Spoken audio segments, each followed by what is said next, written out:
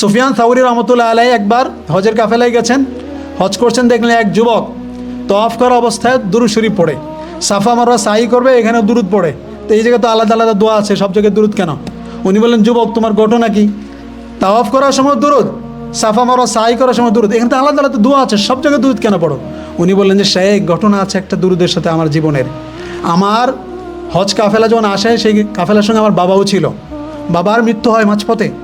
মৃত্যুর পরে আমার বাবার চেহারা বিকৃত হয়ে যায়। দেখেন, হজ করতে আসছে এলাকার অনেক লোক একসঙ্গে, সেই জামানার হজ কাফেলার সাথে আসে, চেহারা বিকৃত হয়ে গেছে, কুৎসিত হয়ে গেছে।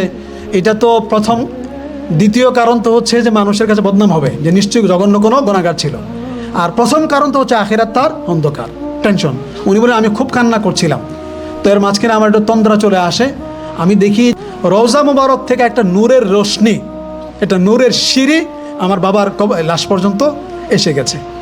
এখানে আমি দেখলাম রাসূল সাল্লাল্লাহু আলাইহি ওয়াসাল্লাম আসলেন, এসে আবার বাবার মুখ থেকে চাদরটা সরাইলেন, সরায় মুখের মধ্যে হাতটা মুছে দিলেন, সাথে সাথে বিকৃত চেহারা ভালো হয়ে গেল, কুৎসিত চেহারাটা নূরে ঝলমল করতে শুরু করলো। তো এই দৃশ্য থেকে আমি স্বপ্নে আবেগে কান্না শুরু করে দিলাম।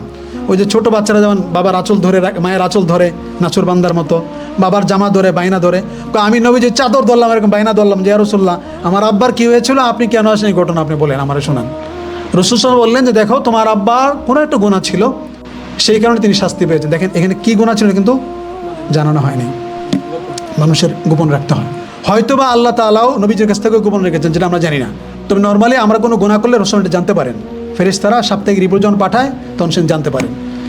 তবে আপনি যদি আল্লাহর ওলি হইতে চান, তাহলে আপনি আর আল্লাহর সঙ্গে একটা চুক্তি করবেন যে আল্লাহ আমার গুনার কথাটা শুধু আপনি আপনার মধ্যে রাখেন, আমার মধ্যে রাখেন, ক্ষমা করে দেন, আমার নবীজিকে আপনি জানায়েন না, উনি কষ্ট পাবেন। এটা উচ্চাঙ্গের কথা, অনেক উচ্চাঙ্গের কথা, এবং দেখবেন এরকমই ঘটবে ইনশাআল্লাহ। তো উনি বললেন যে এই কারণে তোমার বাবা চেহারা বিকৃত হয়ে যায় শাস্তি হিসেবে, কিন্তু তোমার বাবা প্রতিদিন আমার উপরে দুরূদ পড়তো, প্রচুর পরিমাণে দুরূদ পড়তো। আর আপনারা জানেন যে দুরূদ পড়লে এখানে ফেরেশতারা আছে, এই ফেরেশতারা একটা বিশেষ ফেরেশতা, যাদের কাজই হচ্ছে শুধু দুরূদ পৌঁছানো। আপনার নাম, আপনার আব্বার নাম সহ দুরূদগুলো নবীজির কাছে পৌঁছায় দেয়, নবীজি পাল্টা দোয়া করেন। ওই ফেরেশতারা এসে দেখলো যে এখানে তার সাথে আজকে ঘটনা ঘটে গেছে। তো প্রতিদিন যে ফেরেশতারা দুরূদের খবর নিয়ে যায়, ওই ফেরেশতারা আজকে অন্য খবর শোনালো যে ইয়া রাসূলুল্লাহ আপনার যে উম্মত প্রতিদিন আপনার জন্য দুরূদ পড়তো, তার তো আজকে ইন্তেকাল হয়ে গেছে, কোনো গুনার কারণে এটা সে এরকম বিপদে পড়ে গেছে। তখন আল্লাহর নির্দেশে আমি এখানে এসেছি, আমার যে উম্মত আমার উপরে দুরূদ পড়ে, দুরূদ মানে দোয়া, দুরূদ মানে কি দোয়া, নবীজির জন্য দোয়া, যেই উম্মত আমার উপরে বেশি বেশি দুরূদ পড়ে তার দুনিয়া আখিরাতের বিপদে আমি থাকবো না, এটা তো হইতে পারে না, সেজন্য আমি এসেছি।